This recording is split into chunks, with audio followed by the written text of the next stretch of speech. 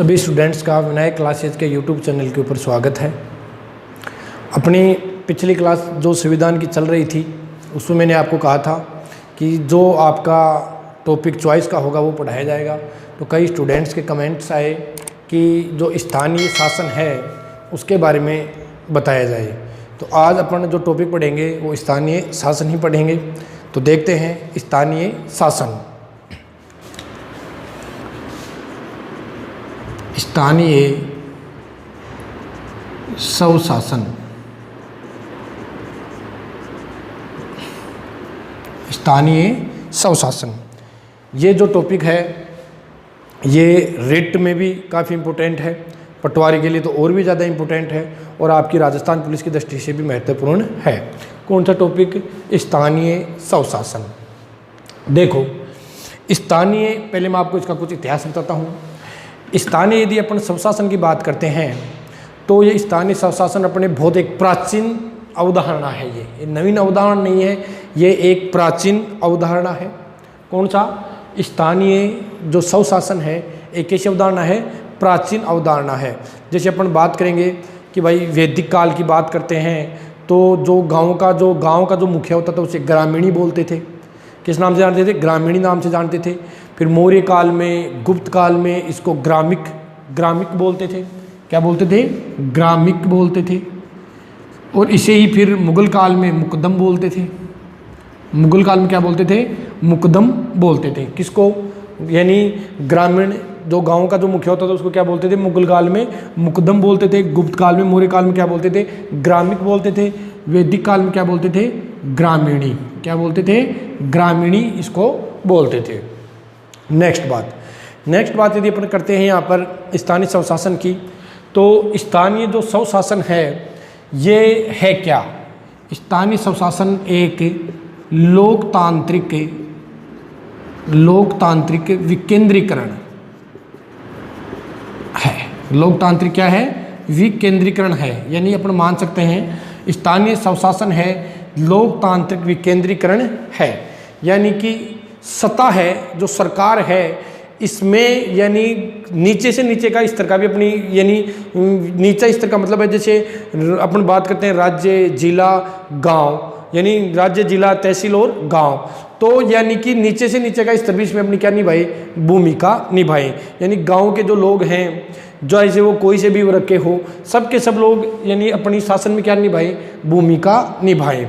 Next बात, स्थानीय जो स्वशासन है, यहाँ के स्थानीय जो लोग हैं, नागरिक हैं, उनके लिए पेयजल, साफ सफाई, यानी पेयजल, साफ सफाई की बात करें, स्वास्थ्य संबंधी सेवाओं की बात करें, इन आदि के अंतर्गत स्थानीय लोगों की यानी भागीदारी से, यानी शासन चलाना, स्थानीय लोगों की भागीदारी से इनको क्या करना? यानी चलाना, इनके आपूर्ति करना, ये सब क्या कहलाता है? स्थानीय स्वशासन। स्थानीय स्वशासन, स्थानीय का मतलब यहाँ के जो लोग हैं, स्थानीय जो लोग हैं, गांव के जो लोग हैं, उनकी मदद से यहाँ पर कार्य करना, उनके लिए नीति निर्माण करना, ये सब का सब क्या कहलाता है? स्थानीय स्वशासन।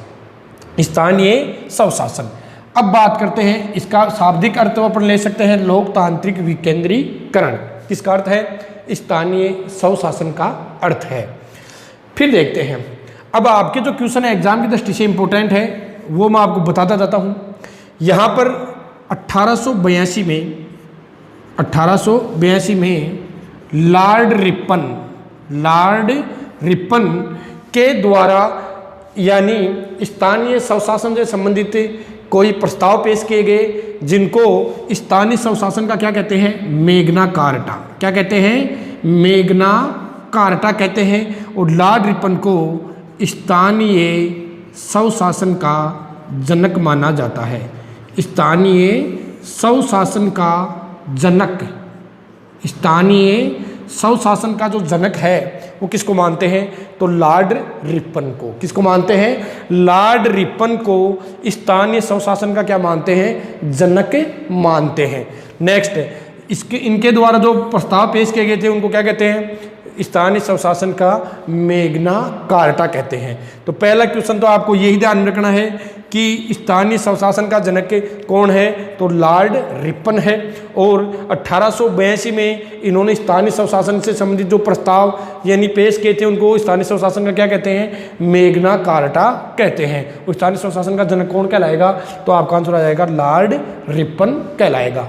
स्थानीय स्वशासन एक कैसी अवधारणा है, तो आपका आंसर हो जाएगा ये कैसी अवधारणा है, एक प्राचीन अवधारणा है। कैसी अवधारणा है, प्राचीन अवधारणा है। कौन सी, स्थानीय स्वशासन।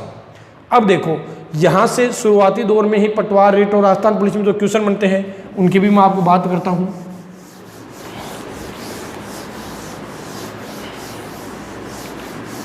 नेक्स्ट देखो, यदि अपन बात करते हैं स्थानीय स्वशासन की, तो स्थानीय स्वशासन को भारतीय लोकतंत्र की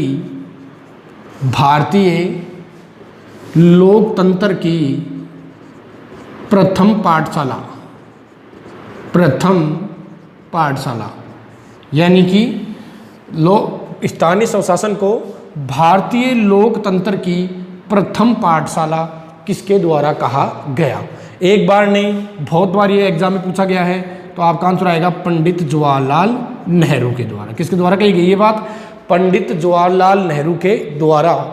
ये टॉपिक काफ़ी इंपॉर्टेंट है, इसका अपन संपूर्ण अध्ययन करेंगे, यानी कि इसको गहराई से पढ़ेंगे इस टॉपिक को।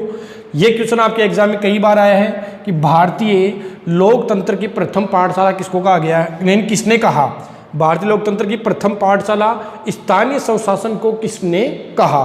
तो आपका आंसर आएगा पंडित जवाहरलाल नेहरू ने। किसने कहा था, पंडित जवाहरलाल नेहरू ने। नेक्स्ट, यानी भारत में स्थानीय स्वशासन के, यानी अपन बात करें कि जनक, भारत में आपको ये पूछ ले पंचायती राज के जनक, भारत में पंचायती राज के जनक किसको मानते हैं, तो आपका आंसर आएगा बलवंत राय मेहता। किसको मानते हैं, बलवंत राय मेहता को। किसको मानते हैं, बलवंत राय मेहता को मानते हैं। नेक्स्ट, आधुनिक पंचायती राज का जनक, आधुनिक पंचायती राज का जनक या आधुनिक स्थानीय शासन का जनक, तो आधुनिक शब्द आते ही आपका आंसर हो जाएगा राजीव गांधी। पीएम कौन, राजीव गांधी। यानी स्थानीय स्वशासन का, आधुनिक पंचायती राज का यदि जनक की बात करते हैं तो किसको मानते हैं, राजीव गांधी को मानते हैं। भारत में पंचायती राज के जनक किसको मानते हैं, तो बलवंत राय मेहता को। लेकिन आधुनिक शब्द आ जाए तो आंसर क्या आएगा, राजीव गांधी को मानते हैं। नेक्स्ट, और स्थानीय स्वशासन का प्रणेता जनक किसको मानते हैं, तो लॉर्ड रिपन को। किसको मानते हैं, लॉर्ड रिपन को मानते हैं। एक क्वेश्चन आपके बन सकता है, पंचायती राज का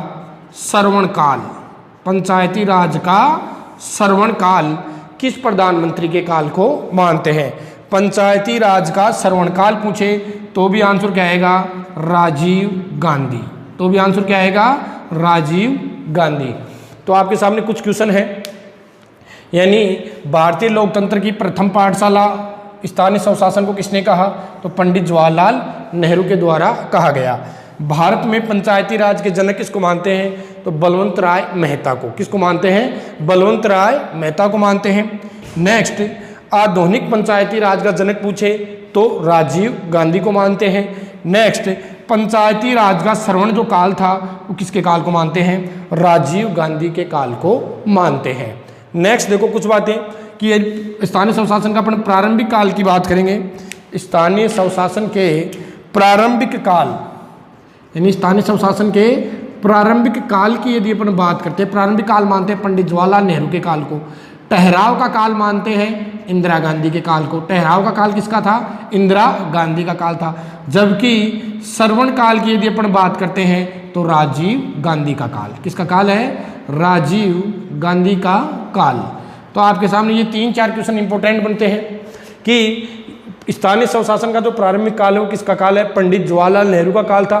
ठहराव, इंदिरा गांधी ने इनके संदर्भ में कोई विशेष काम नहीं किए, इस कारण इसको ठहराव का काल मानते हैं पीएम के समय। श्रवण काल जो है इसका, वो किसका समय को मानते हैं? राजीव गांधी के काल को मानते हैं।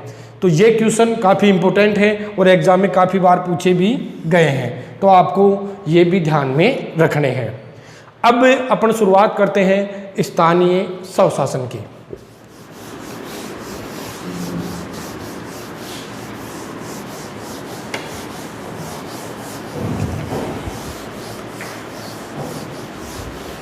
देखो, स्थानीय स्वशासन की यदि अपन बात करेंगे तो स्थानीय जो स्वशासन है इसको यानी मजबूत बनाने के लिए, यानी लोगों की भागीदारी को सुनिश्चित करने के लिए एक यानी 1952 में सामुदायिक विकास कार्यक्रम शुरू किया गया। सामुदायिक विकास कार्यक्रम, कौन सा कार्यक्रम था?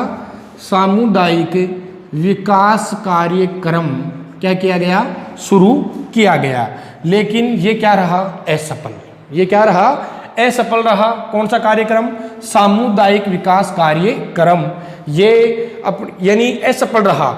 उस समय भाई आपको सबको पता है कि 1952 में यहाँ पर शिक्षा की स्थिति अपने भारत में क्या नहीं थी? ठीक नहीं थी। इस कारण लोग इसके महत्व को पहचान नहीं पाए इस कार्यक्रम को, और ये क्या रहा? असफल रहा।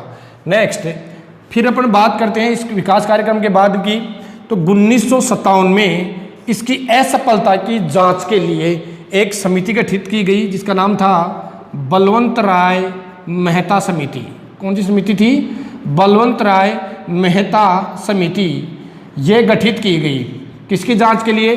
कि भाई ये जो सामुदायिक विकास कार्यक्रम है ये यानी असफल क्यों रहा, इसकी जांच के लिए कौन सी समिति गठित की गई? ना कि आपको भाई जो बलवंत राय मेहता समिति है इसका गठन यानी जनवरी 1957 में किया गया था। जनवरी 1957 में किया गया था। और इसका कार्य क्या था? सामुदायिक विकास कार्यक्रम असफल क्यों रहा, इसकी जांच करना इसका क्या था? प्रमुख कार्य था। इसी के लिए क्या इसका उद्देश्य था? इसकी यानी असफलता की क्या करना? जांच। किसकी? सामुदायिक विकास कार्यक्रम की असफलता की जांच के लिए बलवंत राय मेहता समिति क्या की गई थी? गठित की गई थी। कब की गई? तो जनवरी 1957 में। जनवरी 1957 में क्या की गई थी? गठित की गई थी।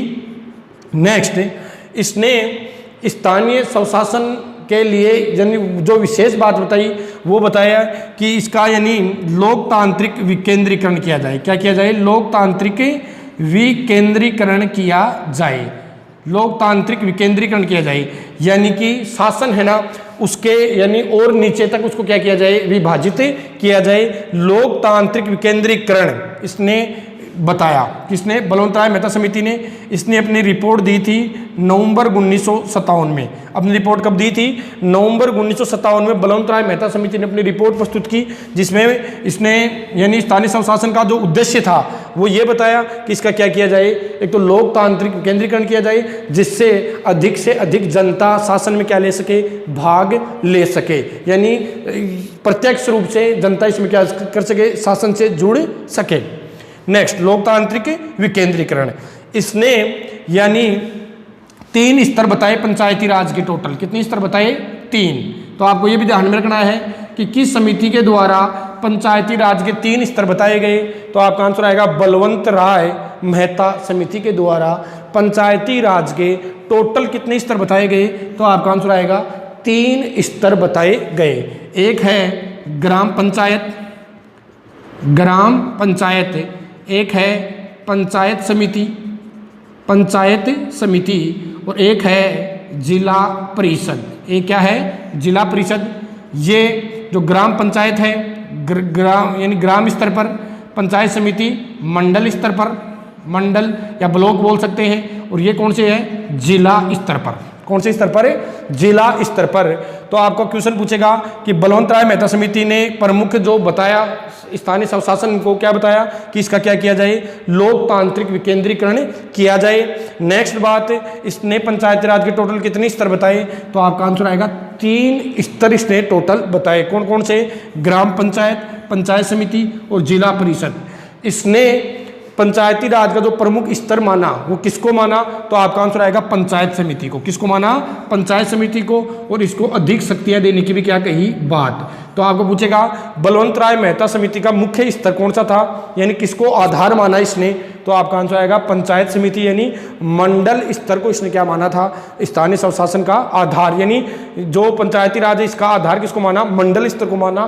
पंचायत समितियों को अधिक शक्तियां देने की क्या कही थी बात कही थी। और वर्तमान में जो त्रिस्तरीय अपना ढांचा है, यानी कौन सा स्तरीय ढांचा होगा, ये त्रिस्तरीय जो ढांचा है वो कौन सी समिति की देन है, तो बलवंत राय मेहता समिति की ही देन है। तो आपको ये भी ध्यान में रखना है। लोकतांत्रिक विकेंद्रीकरण, 3 स्तरीय ढांचा बताया और इसमें ज़्यादा शक्तियाँ किसको देने की बात कही, पंचायत समिति के ऊपर क्या दिया, बल दिया। मंडल स्तर है ये, और इसी को अधिक शक्तियाँ देने की भी क्या कही थी बात कही थी। कौन सी ने, तो बलवंत राय मेहता समिति। ये जनवरी 1957 में गठित हुई और नवंबर 1957 में इसने अपनी रिपोर्ट प्रस्तुत की। तो एक समिति आपकी कंप्लीट है, वो कौन सी है, बलवंत राय मेहता समिति। और सामुदायिक विकास कार्यक्रम कब का है, तो 1952 का है, जो कि क्या रहा, असफल रहा।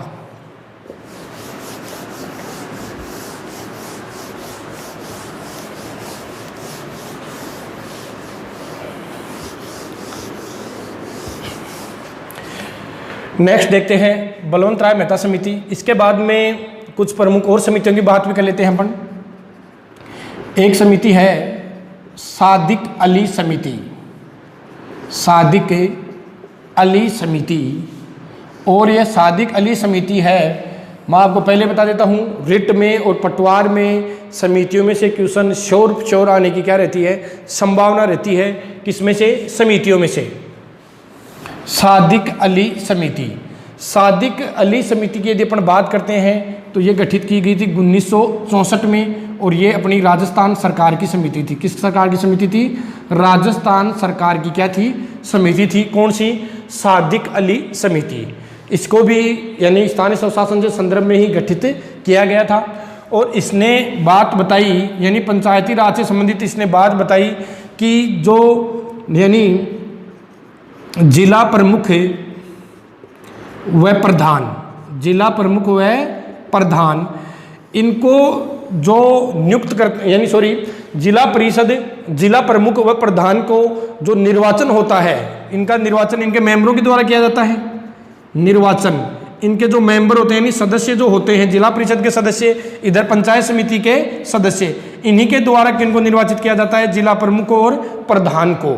लेकिन इस समिति ने, सादिक अली समिति जो 1964 में गठित हुई थी, राजस्थान सरकार की एक समिति थी, इसने क्या कहा कि इनका जो दायरा है निर्वाचन का वो क्या किया जाए, बढ़ाया जाए। यानी ग्राम पंचायत के सदस्य भी इसमें क्या लेने चाहिए, भाग लेने चाहिए। ग्राम पंचायत के यानी सरपंच और वार्ड पंच भी, यानी जिला प्रमुख व प्रधान के चुनाव में, निर्वाचन में क्या लेने चाहिए, भाग लेने चाहिए। तो शाब्दिक अर्थ आपका ये रहेगा कि सादिक अली समिति ने जिला प्रमुख व प्रधान के निर्वाचन को क्या किया गया, क्षेत्र को बढ़ाने की क्या कही गई, बात कही, और ग्राम पंचायत के सदस्यों को भी इसमें शामिल करने की बात कही। कौन सी समिति ने कही, सादिक अली समिति ने, जो कि कब की गठित हुई है, 1964 में क्या हुई थी, ये गठित हुई थी। तो आपको ये भी बात विशेष ध्यान में रखनी है। नेक्स्ट देखते हैं,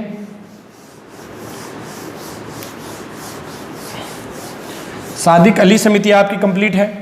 फिर एक केंद्र की जो समिति है, प्रमुख समिति है, कई बार इसमें से क्वेश्चन भी पूछे गए हैं, अशोक मेहता समिति। अशोक मेहता समिति, अशोक मेहता समिति।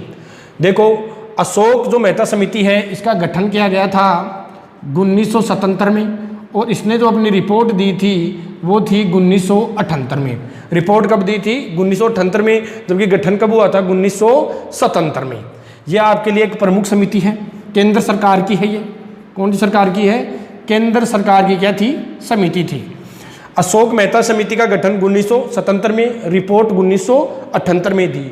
अब देखते हैं अशोक मेहता समिति, इसने लगभग अपनी 132 के समथिंग अपनी मांगे रखी थी। 132 के समथिंग अपनी क्या रखी थी, मांगे रखी थी, लेकिन इस समिति की मांगों को यानी माना नहीं गया, इस समिति की मांगों को माना नहीं गया। फिर भी मैं आपको इसकी प्रमुख बातें बताता हूँ जो आपको एग्जाम में पूछी गई है। पहली बात, इसने पंचायती राज के 2 स्तर बताए, फर्स्ट और सेकंड। एक स्तर बताया इसने मंडल स्तर, एक स्तर बताया जिला स्तर। एक कौन सा स्तर बताया, जिला स्तर। मंडल स्तर और जिला स्तर, इसने 2 स्तर बताए।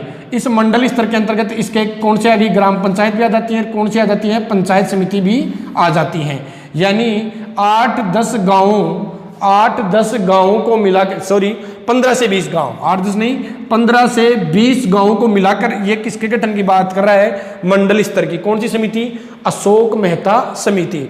जबकि जो जिला स्तर है, मंडल स्तर हो गया और ये क्या हो गया, जिला स्तर। और इसने ज्यादा शक्तियां देने की बात कौन सी स्तर को गई, जिला स्तर को। यानी इसको प्रमुख माना, यानी अशोक मेहता समिति ने किसको प्रमुख माना, तो आपका आंसर आएगा जिला स्तर को प्रमुख माना। और कितने स्तर बताए, 2, फर्स्ट और सेकंड, एक मंडल स्तर और कौन सा है, जिला स्तर। नेक्स्ट, इनका कार्यकाल इसने बताया कि इनका कार्यकाल कितना वर्ष होना चाहिए, 4 वर्ष किया जाना चाहिए। इनका कार्यकाल कितना वर्ष होना चाहिए, 4 वर्ष होना चाहिए। नेक्स्ट, इसने यानी वित्त आयोग के गठन की भी बात कही थी, वित्त आयोग के गठन की भी बात कही थी। नेक्स्ट, इनमें जो चुनाव होते हैं वो किसके आधार पर होना चाहिए, दलीय आधार पर। किसके आधार पर होना चाहिए, दलीय आधार पर क्या होना चाहिए, चुनाव होने चाहिए। तो ये क्वेश्चन आपको कई बार पूछा गया, ये 4 वर्ष वाला भी, कि किस समिति ने पंचायत समितियों व जिला परिषदों का कार्यकाल 4 वर्ष करने की बात कही थी, तो अशोक मेहता समिति ने। वित्त आयोग के गठन की बात भी कही, दलीय आधार पर इनके क्या होने चाहिए, चुनाव होने चाहिए। नेक्स्ट, फिर इसकी बात अपन करते हैं, दलीय आधार पर क्या होना चाहिए, चुनाव होने चाहिए। और SC ST को आरक्षण की भी इसमें क्या कही गई बात, कि भाई पंचायती राज में इनको SC ST को क्या दिया जाना चाहिए, आरक्षण भी दिया जाना चाहिए। ये सब बातें कौन सी समिति कर रही है, अशोक मेहता समिति। लेकिन इसकी मांगों को माना नहीं गया। कौन सी समिति, अशोक मेहता समिति की मांगों को नहीं माना गया। आपको ये बात भी ध्यान में रखनी है। नेक्स्ट देखते हैं,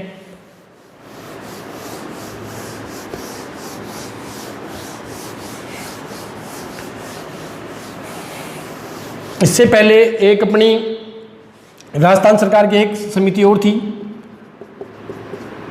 गिरधारी लाल व्यास समिति।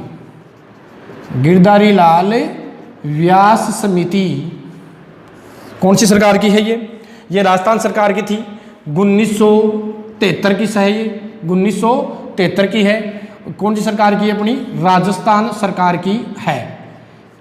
देखो, राजस्थान सरकार की थी, कौन सी समिति थी, गिरधारी लाल व्यास समिति। इसकी यदि हम बात करते हैं तो इसी के द्वारा, गिरधारी लाल व्यास समिति के द्वारा ग्राम सेवक या अपन क्या कह सकते हैं, ग्राम सेवक या ग्राम सचिव के पद को सर्जित करने की बात कही।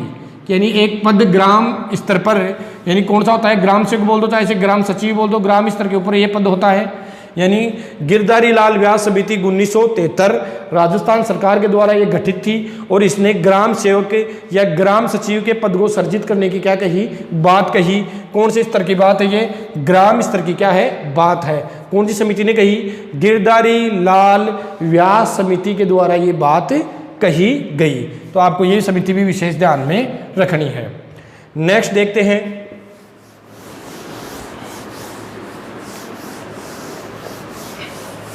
नेक्स्ट देखो, इसके बाद में जो प्रमुख समितियां आती हैं उसमें आती है JVK राव समिति। JVK राव समिति, GVK यानी GVK राव समिति, यह है गठित आपकी 1985 की। कब की है ये, 1985 की समिति है। कौन सी है, GVK राव समिति। कौन सी है, GVK राव समिति 1985। GVK राव समिति 1985, यानी ये किसका काल है, इस समय कौन थे PM, राजीव गांधी। इस समय PM कौन थे, राजीव गांधी थे इस समय PM। GVK राव समिति यानी ये इसका मेन जो उद्देश्य था, क्यों गठित की गई थी, तो गरीबी उन्मूलन से ये संबंधित थी। और ये योजना आयोग के द्वारा क्या की गई थी, गठित। किसके द्वारा गठित की गई थी, योजना आयोग के द्वारा क्या की गई थी, गठित की गई थी। पहली बात, GVK राव समिति 1985 में है। किसके समय की बात है ये, राजीव गांधी के समय की बात है। नेक्स्ट, इसका जो उद्देश्य था वो किससे संबंधित था, गरीबी उन्मूलन से संबंधित के रूप में गठित की गई थी। ये किसके द्वारा बनाई गई थी समिति, तो योजना आयोग के द्वारा ये समिति बनाई गई थी। नेक्स्ट, GVK राव समिति की अपन बात करते हैं, GVK राव समिति की यदि अपन और बात करते हैं तो इसने एक तो पंचायती राज को यानी संवैधानिक दर्जा देने की क्या कही, इन संस्थाओं को संवैधानिक दर्जा देने की क्या कही, बात कही कि इनको एक तो क्या दिया जाए, संवैधानिक दर्जा दिया जाए। एक तो ये क्वेश्चन मोस्ट है। दूसरा, इसने जो मेन जो क्वेश्चन बनता है इस समिति का बनता है, मुख्य कार्यकारी अधिकारी का पद क्या किया जाए, सर्जित। यानी जिला स्तर पर, कौन से स्तर पर, जिला स्तर यानी जिला परिषद या जिला स्तर के ऊपर जो पद एक सर्जित किया जाए, कौन सा, मुख्य कार्यकारी अधिकारी का पद सर्जित करने की बात कही जिला स्तर पर। कौन सी समिति ने बात कही, यानी GVK राव समिति ने मुख्य कार्यकारी अधिकारी पद का पद सर्जित किया जाए एक कौन से स्तर पर, जिला स्तर पर। और इनको क्या दिया जाए, सबको संस्थाओं को संवैधानिक दर्जा दिया जाए। तो ये कौन सी समिति है आपकी, GVK राव समिति 1985। किसके काल की बात है, राजीव गांधी के काल की ये बात है। तो आपको ये भी विशेष ध्यान में रखनी है। ये क्वेश्चन कई बार एग्जाम में पूछा गया है कि किस समिति ने अनुशंसा की थी मुख्य कार्यकारी अधिकारी क्या पद सर्जित किया जाए। तो डायरेक्ट आंसर आएगा GVK राव समिति 1985 के द्वारा ये बात कही गई थी। नेक्स्ट देखो,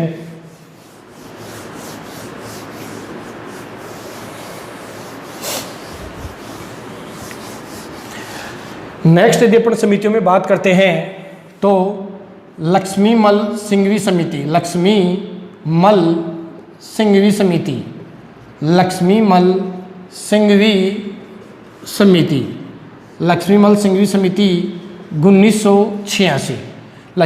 सिंघवी समिति 1986, ये भी किसके समय की बात है, राजीव गांधी। किसके समय की बात है, राजीव गांधी के समय की ही बात है। और इसने भी पंचायती राज की जो संस्थाएं हैं उनको संवैधानिक दर्जा देने की क्या कही, बात, संवैधानिक दर्जा देने की बात कही। कौन सी समिति ने भी कही, तो आपका आंसर आएगा लक्ष्मीमल सिंघवी समिति के द्वारा ये बात कही गई कि इन संस्थाओं को क्या दिया जाए, संवैधानिक दर्जा दिया जाए। फिर एक समिति आती है थुगुन समिति। कौन सी समिति आती है, थुगुन समिति, जो कि है 1988 की। कौन सी समिति है, थुगुन समिति। इसने भी इन संस्थाओं को संवैधानिक दर्जा देने की क्या कही थी, बात कही थी। कौन सी समिति ने, थुगुन समिति ने कब की है, 1988 की है। इसी समिति की सिफारिश के आधार पर 64वां व 65वां संविधान संशोधन विधेयक लाए गए थे। कौन सी समिति की सिफारिश पर, थुगुन समिति की सिफारिश पर 1989 में, थुगुन समिति की सिफारिश पर 1989 यानी ये गठित की गई 88 में, लेकिन इसकी सिफारिश पर 1989 में 64वां व 65वां संविधान संशोधन विधेयक लाए गए, लेकिन लोकसभा के भंग होने के कारण ये पारित नहीं हो पाए थे। कौन से, 64वां और 65वां। तो आपको ये भी ध्यान में रखनी है कि थुगुन समिति कब की है, 1988 की है। और इसने यानी इसी की अनुशंसा पर 64वां व 65वां संविधान संशोधन विधेयक लाए गए थे 1989 में, लेकिन लोकसभा क्या हो गई थी उस समय, भंग हो गई थी। तो ये आपकी प्रमुख क्या थी, समितियां। ये प्रमुख क्या है, आपकी समितियां हैं। नेक्स्ट देखो,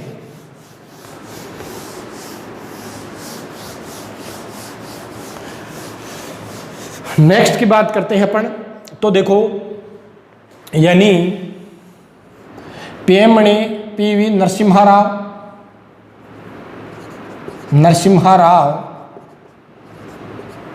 PV नरसिम्हा राव आपको सबको पता है 91 से लेकर कब तक रहे थे ये, 96 तक। 91 से लेकर 96 तक रहे थे।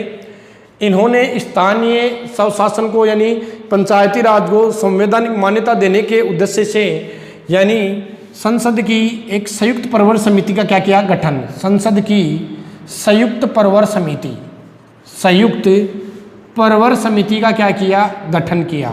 आपको सबको पता है एक तो होती है प्रवर समिति, एक होती है संयुक्त प्रवर समिति। एक तो कौन सी होती है प्रवर समिति, एक होती है संसद की संयुक्त प्रवर समिति।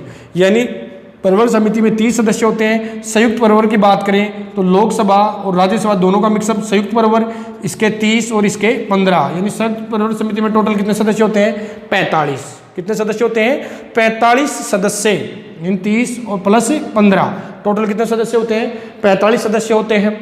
नेक्स्ट है इस समिति संयुक्त प्रवर समिति का अध्यक्ष था नाथूराम मिर्धा। कौन था नाथूराम मिर्धा, इसका क्या था अध्यक्ष। तो इसको मिर्धा समिति भी बोल देते हैं, कई बुक्स में लिखा हुआ है। लेकिन ये एक ऐसी समिति थी संयुक्त प्रवर समिति थी और इसी की अनुशंसा के ऊपर संवैधानिक दर्जा देने के लिए पंचायती राज को यानी स्थानीय स्वशासन को दर्जा देने के लिए 73वां व 74वां संविधान संशोधन पारित किए गए। कौन सी समिति, यानी संसद की संयुक्त प्रवर समिति थी। यानी इसमें टोटल कितने सदस्य होते हैं 45 सदस्य होते हैं, 30 लोकसभा से, राज्यसभा से 15। और इसका अध्यक्ष कौन था नाथूराम मिर्धा। इसने संवैधानिक दर्जा देने के लिए पंचायती राज के अंतर्गत अपन बात करेंगे तो ये 73वां और कौन सा संविधान संशोधन हुआ 74वां संविधान संशोधन हुए। तो देखते हैं पहले इनको।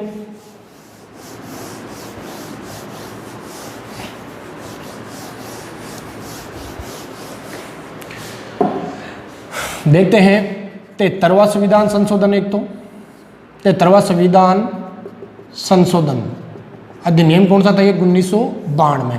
73वां संविधान संशोधन अधिनियम 1992 की ये बात है।